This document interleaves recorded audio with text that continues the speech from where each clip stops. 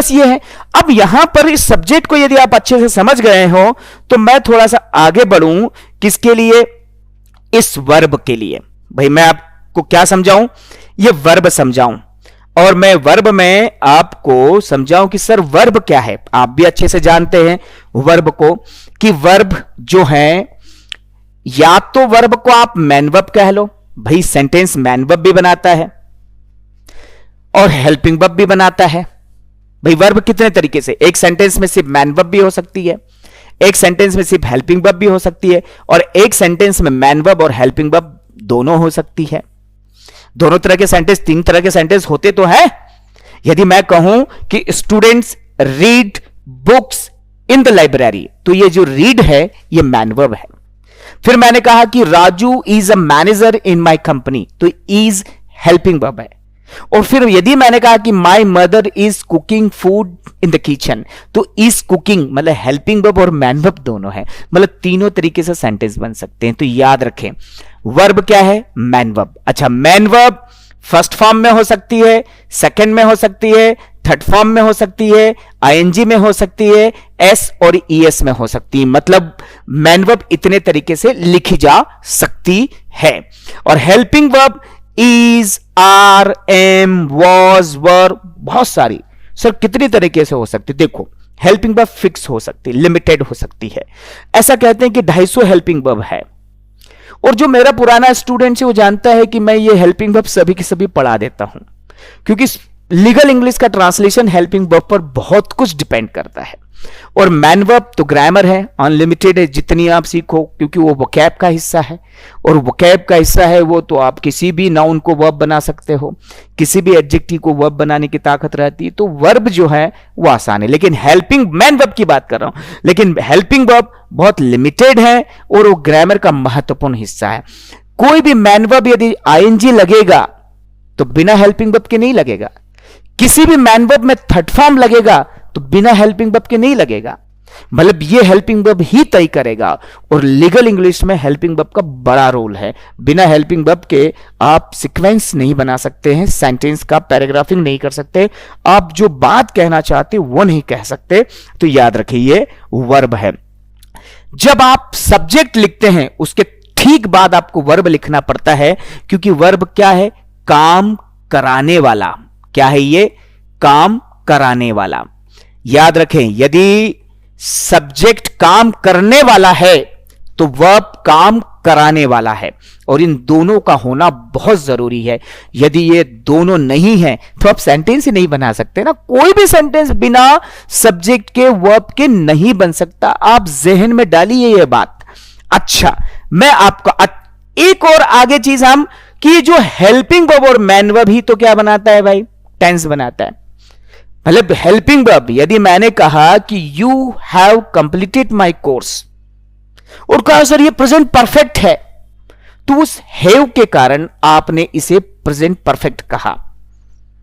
I will teach you एक्टिवाइज sentences today, तो ये मैंने विल कहा तो सर कहा सर ये फ्यूचर इंडेफिनिट है। यू शुड ओबे माई ऑर्डर, सर ये मॉडल का सेंटेंस है। ये कैसे आपने पहचाना, आपने हेल्पिंग वर्ब और मैन वर्ब के जरिए। तो याद रखें कुछ हेल्पिंग वर्ब, कुछ ही हेल्पिंग वर्ब आपका टेंस तय करती है, और ये टेंस दो तरह के हो सकते हैं, या तो वो एक्टिव हो सकता है या फिर वो पैसिव हो सकता है। भाई सेंटेंस कितने प्रकार के होते हैं, हम सेंटेंस दो ही प्रकार के हो सकते हैं, या तो वो एक्टिवाइज होगा या फिर वो पैसिवाइज होगा। दो तरह के सेंटेंस होते हैं, दो से ज्यादा तो सेंटेंस होते नहीं सर। नेगेटिव होता है, पॉजिटिव होता है, इंट्रोगेटिव होता है, इंट्रोनेगेटिव होता है, डबल इंट्रोगेटिव होता है, डबल इंट्रोनेगेटिव। अरे भाई ठीक है, लेकिन बोलचाल की भाषा में और लिखने इनकी हम चीजों में सेंटेंस हम दो ही तरह के करते हैं, एक्टिवाइज और पैसिवाइज। एक्टिवाइज का ज्यादातर हम लोग बोलने में उपयोग करते हैं, पैसिवाइज का हम लिखने में। हमारी टेक्स्ट बुक जो होती है वो करीब करीब 80% 90% पैसिवाइज में लिखी जाती है।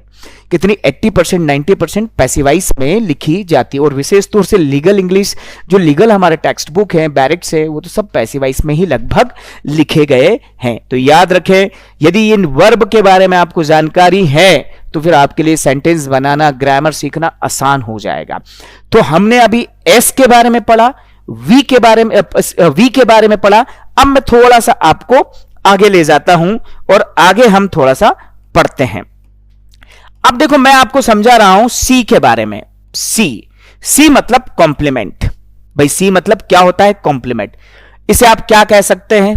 ये कार्य भी हो सकता है, ये कर्म भी कहलाता है, या फिर ये ऑब्जेक्ट ऑफ सेंटेंस भी कहलाता है। ये ऑब्जेक्ट भी कहलाता है।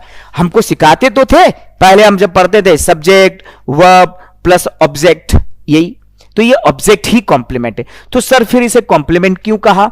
अरे भाई जब आप पैसिव वॉइस सेंटेंस बनाएंगे तो इस कॉम्प्लीमेंट के बारे में जानकारी है।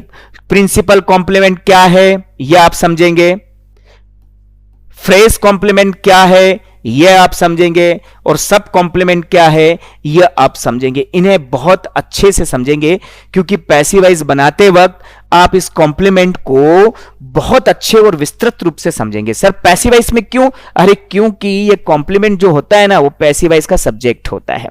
क्या होता है? ये पैसिव वॉइस का सब्जेक्ट होता है। ये कॉम्प्लीमेंट क्या होता है? पैसिव वॉइस का सब्जेक्ट होता है।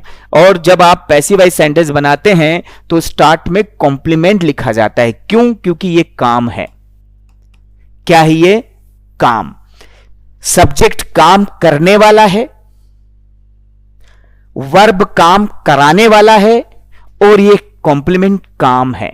और आपको तो पता ही, हमने खूब पढ़ा है पैसिव वॉइस में सबसे पहले काम लिखा जाता है और एक्टिव वॉइस में सबसे पहले काम करने वाला लिखा जाता है। राजू होटल में खाना खाता है। कौन? राजू। तो एक्टिव वॉइस में सबसे पहले कौन लिखा जाता है, मतलब काम करने वाला। और राजू के द्वारा होटल में खाना खाया जाता है। क्या? खाना। मतलब जब पैसिव वॉइस बनाते हैं तो सेंटेंस में सबसे पहले क्या लिखा जाता है, मतलब काम। भाई काम क्या किया? तो ये जो है सेंटेंस का काम है जो आप सबसे पहले लिखते हैं पैसिव वॉइस में। इसीलिए आप इसे क्या कहते हैं? पैसिव वॉइस का सब्जेक्ट। अच्छा, मैंने बात सब्जेक्ट की कही, तो सब्जेक्ट चाहे एक्टिव वॉइस का हो या पैसिव वॉइस का हो, वो बनेगा या तो नाउन से या प्रोनाउन से। प्रोनाउन में तो मैंने आपको बताया कि यहां मैं थोड़ा सा इधर हुआ कि सर यहां भी सब्जेक्टिव प्रोनाउन, नहीं, यहां ऑब्जेक्टिव प्रोनाउन। क्यों? क्योंकि भाई ये जो कॉम्प्लीमेंट है ये ऑब्जेक्ट भी तो है। अब ऑब्जेक्ट है तो ऑब्जेक्टिव प्रोनाउन लिखा जाता है। यहां पर क्या लिखा जाता है? ये ऑब्जेक्टिव प्रोनाउन। ज्यादातर यहां पर ऑब्जेक्टिव प्रोनाउन, लेकिन ये ऑब्जेक्टिव प्रोनाउन सिर्फ एक्टिव वॉइस में होगा। लेकिन जब ये पैसिव वॉइस होगा तो वापस ये सब्जेक्टिव प्रोनाउन हो जाएगा। याद रखें, जब सेंटेंस के स्टार्ट में कोई भी हो, चाहे एक्टिव वॉइस सेंटेंस हो या पैसिव वॉइस सेंटेंस हो, आप उसके स्टार्ट में सब्जेक्टिव प्रोनाउन ही लिखेंगे। ऑब्जेक्टिव तो आप सिर्फ एक्टिव वॉइस में लिखेंगे। जैसे आप सेंटेंस एक बनाते हैं और समझते हैं कि रोहित हेल्प्स मी, ठीक ना, इन द गार्डन। अब देखो यहां मैंने कहा ये रोहित सब्जेक्ट है, ठीक है सर। हेल्प्स वर्ब है, ठीक है सर। मी कॉम्प्लीमेंट है, मतलब ऑब्जेक्ट है, और इन द गार्डन मॉडिफायर। ये मॉडिफायर मैंने आपको अभी समझाया नहीं है। अब ये ऑब्जेक्ट है क्योंकि सेंटेंस एक्टिव वॉइस है। लेकिन यदि मैं इसे पैसिव वॉइस बनाऊंगा तो ये मी भी क्या हो जाएगा? I am helped bye Rohit, ये इन द गार्डन, ये यहां पर, तो ये एम आ गया, मतलब आई आ गया। तो याद रखें सेंटेंस के स्टार्ट में कोई भी हो, सब नाउन हो या प्रोनाउन हो, वो जो एक्टिव वॉइस में है वही same as it is passive voice में होगी। याद रखें आप। यदि नाउन है ऑब्वियस उसके साथ एडजेक्टिव भी आएगा, आर्टिकल भी आएगा, प्रीपोजिशन भी आएगा, कंजंक्शन भी आएगा। नाउन कहीं भी हो, चाहे सेंटेंस के स्टार्ट में हो या सेंटेंस के एज ए कॉम्प्लीमेंट बनकर आए हो, यह उसके साथ एडजेक्टिव, प्रीपोजिशन, कंजंक्शन सब आने के चांसेस हमेशा बने रहते हैं। तो याद रखें आप, ये जो कॉम्प्लीमेंट है सेंटेंस के ठीक, मतलब कि वर्ब के ठीक बाद लिखा जाता है, और इसे कॉम्प्लीमेंट को ऑब्जेक्ट भी कहा जाता है, और यह सेंटेंस का काम होता है। एक चीज जहन में डाल लीजिएगा। अब देखें, मैं थोड़ा सा आगे बढ़ता हूं। सर मॉडिफायर एम जो है एसवीसीएम सिस्टम में, वो 3 चीजें शो करता है। पहला, आपका टाइम। टाइम मतलब काम कब हुआ भाई सेंटेंस में ये पता चलता है ना कि काम कब हुआ, तो ये टाइम को शो कर देगा। सर सुबह हुआ, सर कुछ समय पहले हुआ, सर 10 बजे हुआ, ये टाइम है। पिछले साल हुआ, पिछले महीने हुआ, ये टाइम है। तो यदि किसी भी सेंटेंस में आपको कहीं भी कुछ भी टाइम दिखता है तो वो मॉडिफायर कहलाता है। प्लेस मतलब कहां। सेंटेंस में यदि कहां दिखाई दे आपको कि मतलब कि इंदौर में सर स्कूल में सर अपने रूम में, सर घर पर, तो ये क्या है? मॉडिफायर है। टाइम, प्लेस, ये मॉडिफायर। और इसके साथ साथ कौन? मैनर, मतलब कैसे।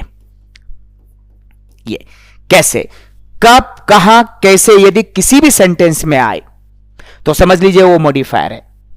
कैसे सर? अरे आसानी से। कैसे सर? ईमानदारी से। कैसे सर? जल्दी से। ये जब भी कभी आए तो सर मॉडिफायर क्या है? 3 चीजें मॉडिफायर होती है। कब, कहां, कैसे, ये मॉडिफायर होता है और ये सेंटेंस के लास्ट में प्रयोग किया जाता है। यदि इसीलिए आपको ये मॉडिफायर सिखाया जाता है क्योंकि ये सेंटेंस को मॉडिफाई करता है। सर ये हिंदी में कहां होता है? हिंदी में इसकी जगह वैसे सब्जेक्ट के ठीक बाद होती है, लेकिन कहीं कहीं आप कहीं भी लिख सकते हैं। इसको सेंटेंस के स्टार्ट में लिखकर कॉमा बना सकते हैं हिंदी में, लेकिन अंग्रेजी में ये सेंटेंस के लास्ट में लिखना अच्छा रहता है। तो ये एसवीसीएम सिस्टम की कहानी है। एसवीसीएम सिस्टम इसी से समझ में आता है कि सर एसवीसीएम सिस्टम क्या है। तो याद रखें, जब आप सेंटेंस बनाते हैं तो इस एसवीसीएम सिस्टम से बनाते हैं। S subject, V verb, C complement, M modifier. Sir कैसे?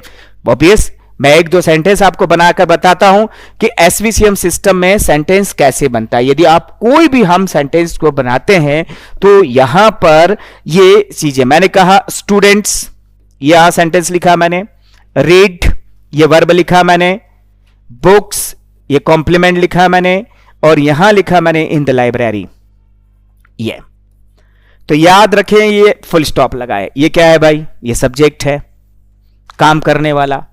ये वर्ब है, काम कराने वाला। ये कॉम्प्लीमेंट है, ये मॉडिफायर है। और सेंटेंस का मीनिंग आया, विद्यार्थी पढ़ते हैं किताबें लाइब्रेरी में, पुस्तकालय में। सिंक्रोनाइज किया, विद्यार्थी पुस्तकालय में किताबें पढ़ते हैं। ये है, ये एसवीसीएम सिस्टम बनाता है। आप बाय डिफॉल्ट आज भी कोई सेंटेंस बना रहे होंगे तो वो एसवीसीएम सिस्टम से ही बन रहा होगा, उसके अलावा किसी से नहीं बन रहा होगा। देखो कोई सा भी सेंटेंस, यदि आपने कोई सा भी सेंटेंस, मैंने यहां पर एक सेंटेंस लिख रखा है, ये सोल्जर्स सब्जेक्ट है, प्रोटेक्ट वर्ब है, ये कंट्री कॉम्प्लीमेंट है, ये और ऑन द बॉर्डर मॉडिफायर है।